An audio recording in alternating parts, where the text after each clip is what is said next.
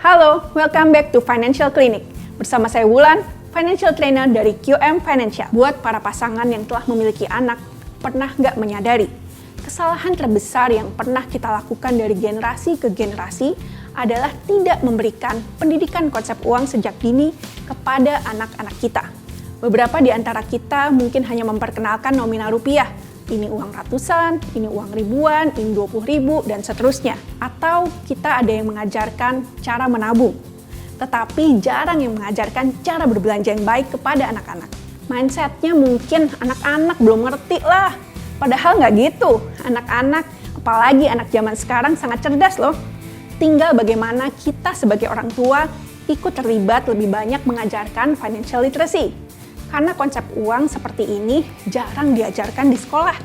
Nah, jadi mulai dari mana mau mengajarkan konsep uang ke anak-anak? Berikut 4 hal yang perlu diketahui saat mengenalkan konsep uang ke anak-anak. Di QM Financial dan Kuama Foundation, kami menyebutnya konsep MBBM.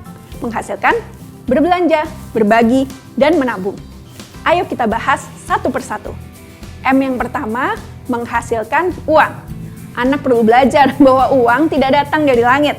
Dan ATM bukan mesin ajaib. Kita perlu berusaha untuk bisa menghasilkan uang.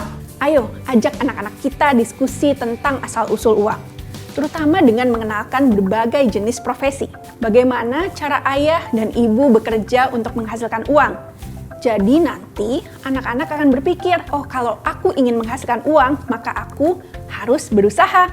Yang kedua, berbelanja. Untuk anak-anak yang sudah mendapatkan uang saku atau bahkan mulai menghasilkan uang sendiri, yuk kita ajarkan mereka untuk berbelanja dengan cermat. Dampingi anak untuk menentukan kebutuhan versus keinginan dan ingatkan akan konsekuensinya. Misalnya saat kita pergi ke supermarket, ajarkanlah anak untuk membandingkan harga, mengenal mahal versus murah, kualitas versus kuantitas. Bahkan, untuk anak usia remaja, kita bisa mulai mengajarkan budgeting dan mengelola saldo e-wallet. Yang ketiga, berbagi. Ajari anak mensyukuri segala nikmat yang ia miliki. Libatkan anak dalam kegiatan sosial, sehingga anak akan mengasah empati kepada sesamanya. Contoh kegiatan sosial yang bisa kita lakukan.